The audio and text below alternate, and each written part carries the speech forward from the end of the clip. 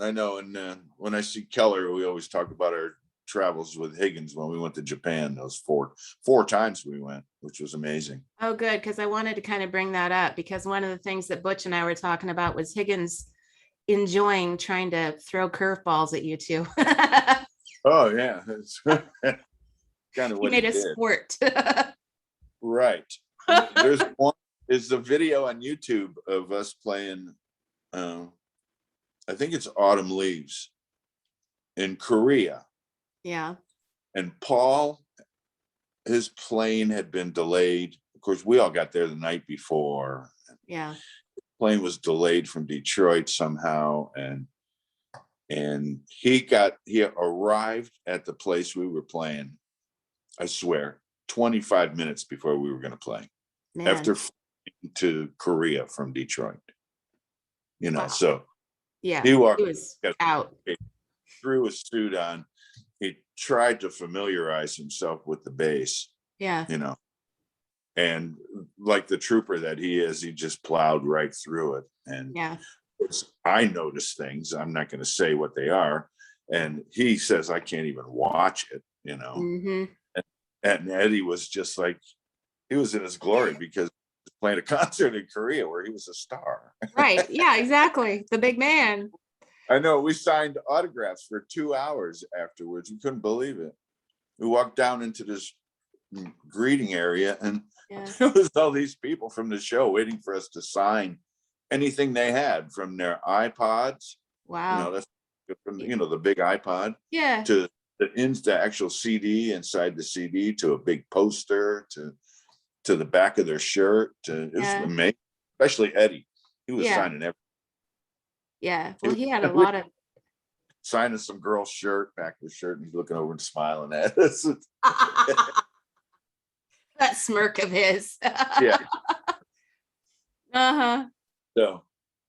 Yeah, I remember when we found out about him that we used to have to go, and if they were going to have food for us backstage, that not to go set up first, because Eddie didn't have anything to set up. So he'd just go right in the dressing room and start taking all the food, putting it back, take it back to his room. So if we get in there and get our little share of the food, the little sandwiches and stuff that they had for us, we wouldn't get any of it because Eddie would take all of it. It was amazing. It doesn't surprise me at all. We're like, where'd all the food go? He was like, I don't know. Wasn't a lot here, It's like, no, it's all in this bag. He's a bad liar too. I know.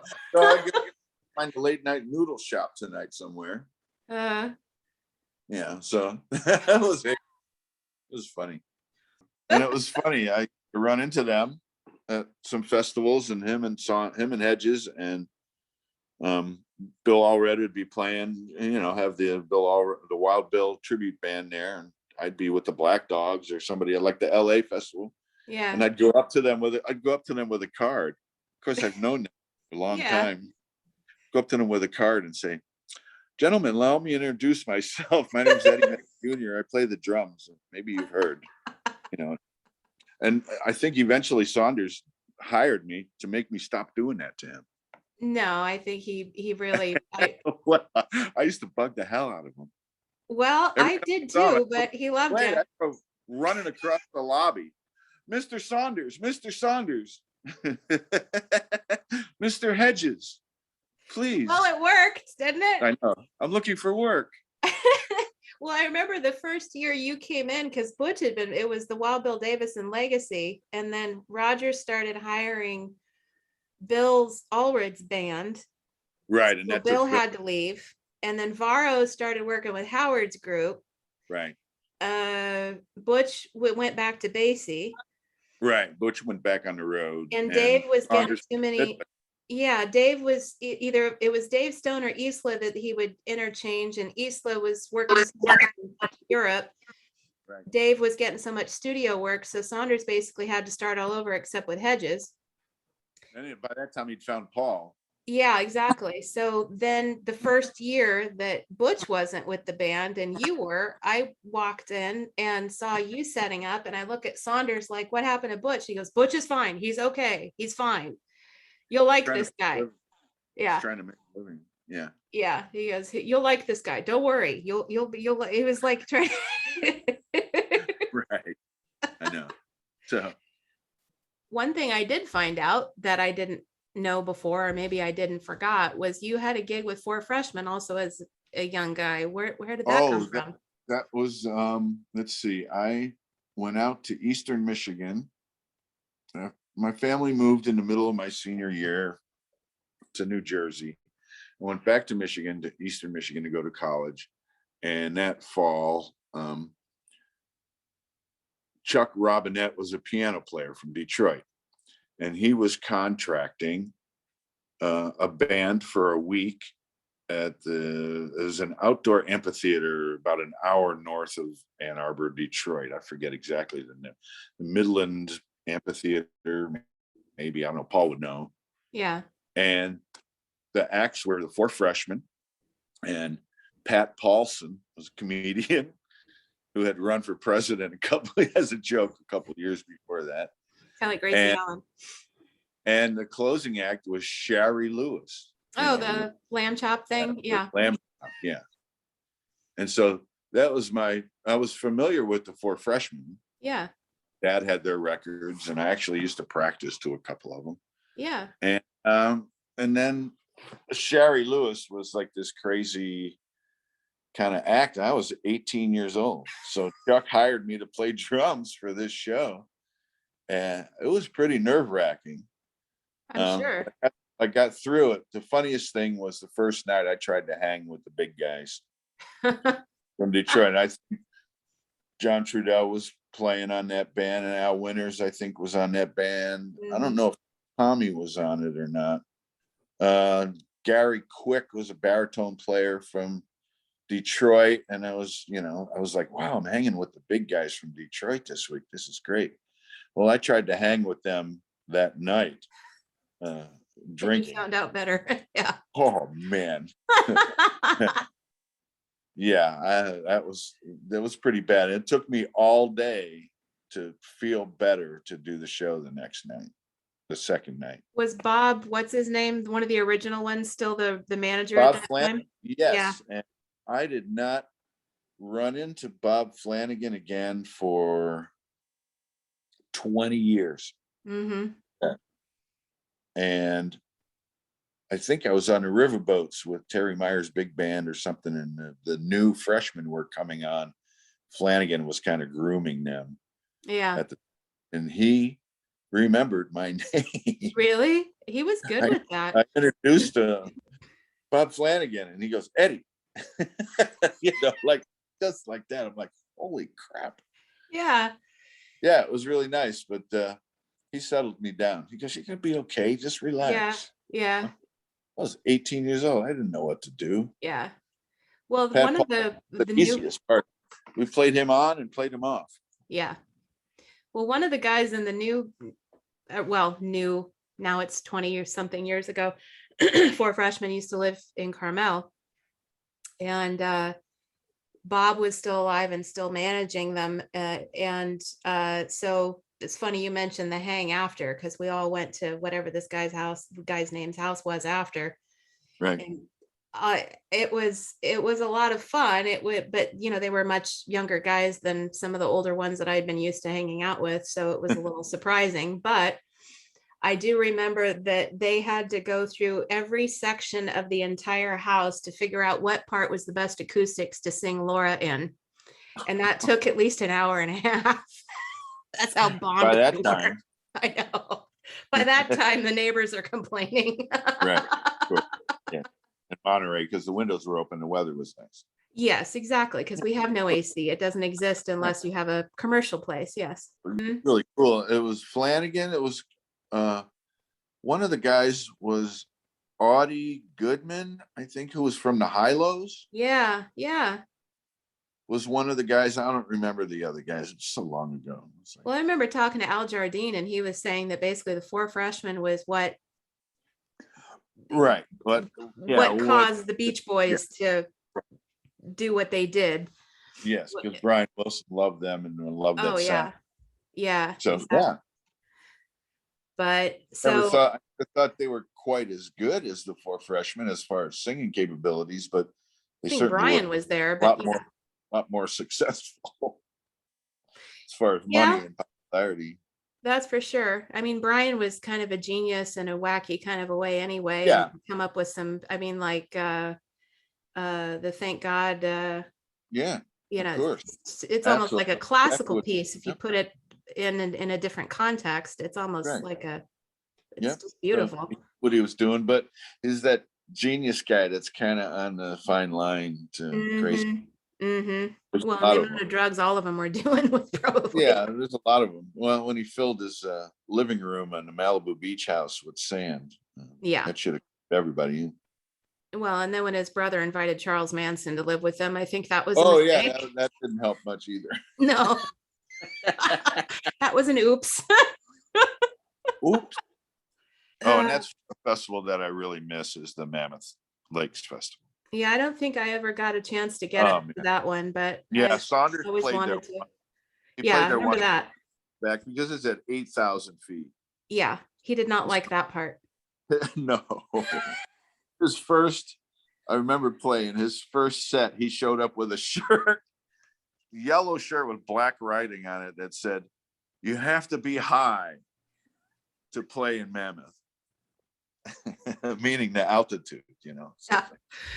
I thought for a minute you were going to say he was wearing the shirt that Tilly got him that said "instant asshole, just add alcohol." No, that's a good one too. That's pretty true. But yeah, so I think they played there once, and it was too much. I think he was still smoking at that time, so it wasn't working out well. Yeah, and at that festival, things were so dry. You had to smoke like standing in a puddle of water. I'm sure. Yeah. Area. Well, I also saw that you had, this is something else that if you ever mentioned it, then it went in one ear out the other, but that you had played with Woody. How did you get that gig? Oh, it was after, well, they offered the gig to me. John Allred, Jerry Edwards, and Joe Barotti were 3 trombone players. You know John. Yeah, yeah. Were the trombone section in the Woody Herman band in about 1987. Yeah, sounds about right, because I got a recording of them at Monterey. Right. And the drummer was leaving.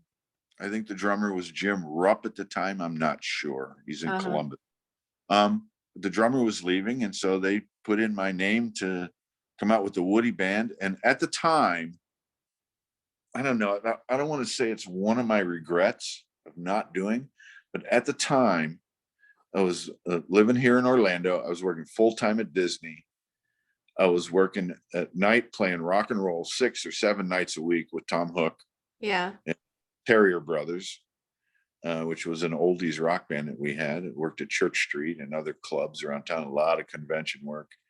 And the money that they were coming up with for the Woody Herman band, which was a dream of mine, although it was the very end of Woody's career, and sometimes he was there, wasn't. Yeah. They could only come up with the money, about half of the money that I was making staying at home, along with benefits from Disney. Plus, I had a wife and 2 kids at the time. My daughter, Deanne, had just been married, she just was married. She just was born. Yeah. September of 87. So that's around when that was. Yeah. So you had some mouths to feed. You needed to worry about the bread. Then I did after Woody died, I did some dates in Florida. Mike Brignola, the Barry player in Fort Lauderdale, was a contractor. And so he contracted me for I did a dozen or 15 days with the Woody Herman band. So technically I was. Yeah. It was fun. It was great playing that book. Oh, it'd have to be. Yeah. Yeah. Jake's all over it. All over that book. Don Lemon's all over that book. It's just great. I'm sure. I know. Yeah, I was going to ask if you had any Jake markings on it, because I would imagine that Jake probably would have marked him up. No, I think I asked him. There's one chart that at the top, instead of saying drums, it said Alibaba. I think that he told me that was Don Lemon.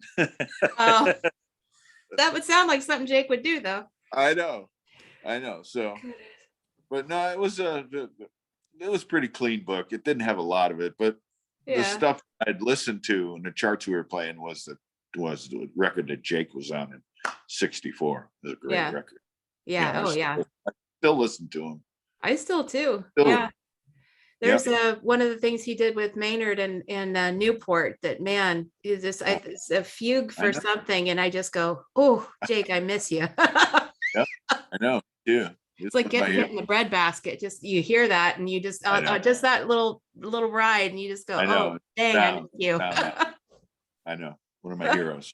But you had lessons with another of your heroes, Butch, if I remember right. It was my first teacher, Butch Miles. Yeah. But growing up in Ann Arbor, I was 12 years old. I think my dad took me down to the local music store, Al Nally Music, and introduced me to the drum teacher there, Butch Miles, who was working with a trio in a place called the Rubaiyat, which was kind of a meat market kind of place. Yeah. Pickup bar in Ann Arbor. With the Iris Bell Trio. I'll never forget it. I don't know how I remember these names. Iris Bell was a female keyboard player singer. They did all kinds of stuff from standards and rock to rock stuff and all the contemporary, what they called contemporary at the time. Butch was singing, he was singing a lot too at that time, singing and playing. Really? Yeah. Well, he was very good. It's great. There's a record. Really? I talked about it online the other day. I said, I remember a record that Butch Miles sang and played brushes on a microphone box. What? Yeah. I got to get him for that. He didn't talk about that in his interview, dang him. Right. He imitated Lena Horne, but yeah. He taught me a lot of tricks, a lot of little tricks. Yeah. And he put me in a great, I still recommend to any kids these days. So. Oh, yeah. Well, and he just is such a kind, just happy person to begin with. And I mean, even if everything in his life is going to, where in a handbasket, he's still got a big smile on his face. Being pretty happy right now and pretty content in there. His decision to stop. Well, yeah. Well, I told him he did his time, if he doesn't have to, and he doesn't have to stretch himself to pay the bills, then why? Enjoy it. That's right. He doesn't have anything else to prove. Yeah. Nothing. He's the best. So studying with him, and he subbed with the Mel Torme group at one point in Detroit. And off he went. A year later, the next thing I knew, he was a drummer with the Basie band. And then I went out and bought all the Basie records, because at that time I was listening to Chicago and Wind and Fire and Blood, Sweat and Tears and Led Zeppelin. And then here comes Basie, and you're like, ooh. Well, here comes Basie, and I had already been practicing to Dixieland records because of my dad, right? Billy Mack and Phil Napoleon's band, and all the Condon records that my dad had, Oscar Peterson Trio, Ray Charles records. Oh, yeah. I practiced to everything I got. Sergio Mendes. Yeah. Learn how to play some bossa novas. Good. So that was my practicing. I'd put on a stack of records on the record player, and they'd drop one by one after about 25 minutes. And I'd play put you in good stead. Played the 10 records right there. It was about 3 hours worth of music. Yeah. Well, it put you in good stead, because now you can play all that stuff and you don't have to think much about it. That's right. It helped my style. Swing. It was rock and roll. It was bossa novas. It was Latin. It was ballads. To practice through a ballad with the Basie band. Try and play along with Little Darling, the original Little Darling. Just damn slow. Well, it's a good thing you did it, because everybody I've ever talked to that ended up playing with Basie always said they were hired and then had to show up at the gig. No rehearsal, no send you the book ahead of time. So thank God you did that. I had most of the book memorized already just from practice for the records. Yeah. There was a couple things I needed to read, or a couple things I pulled up. Yeah. Or a couple things that they couldn't believe. Like the second trombone player sat right next to me, and he's calling number 142. I said, "What is it?" He says, "Freckle Face." I said, "I know that one." How do you know that? I said, "Because I used to practice to that every day. I used to practice to it. That was a Pablo record, the first one that Butch was on." Yeah. So I practiced to that record like crazy. I'm sure. Well, again, put you in good stead and kept you working on that one. I do remember the first time I ever saw you do that. Higgins's flag waver. St. Louis Blues, where you triple time it basically at the end. Yeah, I know. Did you guys have to rehearse that the way he had it arranged? Because Well, we talked through it one time before Yeah. we started, and every time we did it, we learned a little more about how he did it. So by the time we went to Japan, Paul and I had it down Mm-hmm. well. Because he throws on like everything but the kitchen sink into Oh, that one. yeah, and there's good YouTube on that. Is there? I Yeah. haven't seen the YouTube. I just remember having watched it a lot. And then the album that you got, I think it's on Paul's label. Right. Which is the made. worst. Which is the worst. Absolutely the worst cover ever. I'm sorry if the artist is watching right now. Even Paul admits it. He goes, I don't know what I was thinking. Well, he was a Detroit artist, right? Joyce goes, what happened to you? He's an artist, just a really good artist. JoyceShelton.com, by the way, folks. Yes, well, I'll put that in the description too. Her new Christmas ornaments that she's doing are pretty amazing. Speaking of Higgins, yes, and we shall be toward the end, so I don't wear you out. But I have to cook dinner. At one point or another, I don't know, we were sitting somewhere, and he was, of course, Saunders was sitting there, and Higgins goes, he had this very kind of just, he would go into these little tunnel vision moments. Yeah. And I go, Higgins, what's up? And he goes, I keep trying to throw those 2 curveballs and they keep throwing them back at me. And I'm like, who are you talking about? And Saunders goes, yeah, but they do it good, don't they? He knew exactly who Higgins was talking about. Right. But he just loved you two because he would just enjoy of course, he was never a straight line kind of a musician anyway. Let's just go at it straight. He'd find all these different ways to get there and to get to the musical point. For those tours to Japan, he hired South Florida saxophone flute player Eric Allison. Mm-hmm. And he fit in so good that Eric loves jokes and just laughs. And so we were all great. So story on the road with Eddie Higgins Quartet in Japan, the promoter Yoshi, who passed right around the same time as Eddie passed, we couldn't believe it,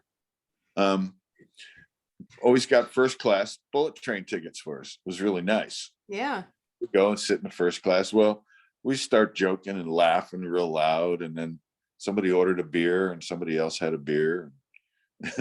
So all of a sudden here comes the lady, the first class train attendant, going to Yoshi, we have to be quieter, they're gonna kick us off of a bullet train.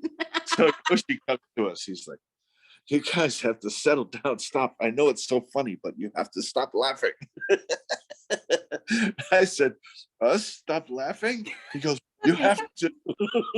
You have to. Which only makes you laugh more. So we all went and sat in different, it was kind of empty, but there were some people there.